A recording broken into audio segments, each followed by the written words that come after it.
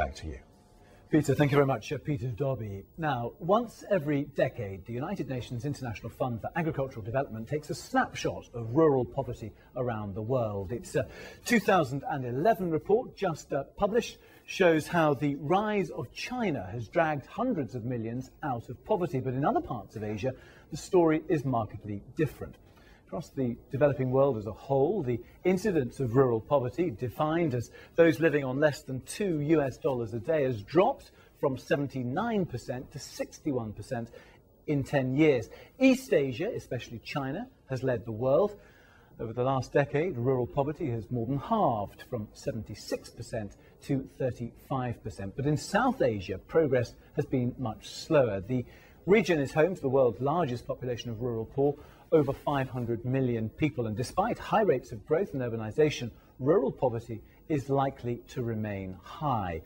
Let's unpick some of these figures with Dr. Kanai Nwanze, President of the UN agency IFAD, the International Fund for Agricultural Development. Thank you for coming in. Just help unpack some of those figures for us. Why is China leading the way when other Asian countries can't? I think primarily China has invested in both rural development and agriculture, increasing production and productivity on farm, at the same time creating a vibrant rural sector, which therefore brings about a demand upon the farming sector to supply the rural sector. And in doing that, they've also invested in infrastructure, in rural infrastructure, roads, communication, and financial services. And this is basically the reason why you find such major differences in the case of the Chinese example, where they have made considerable progress in terms of reducing poverty, as against the rest of Asia, South Asia in particular, where you are facing tremendous challenges.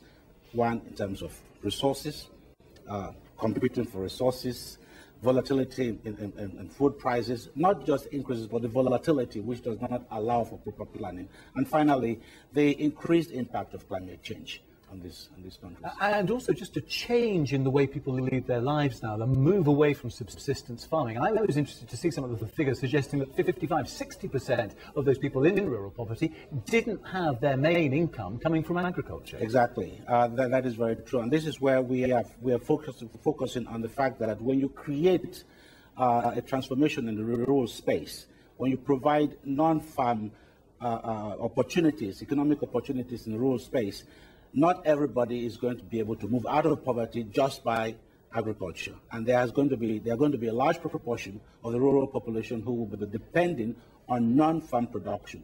But you need to follow a twin-track approach, investing in rural development and investing in agricultural production and productivity.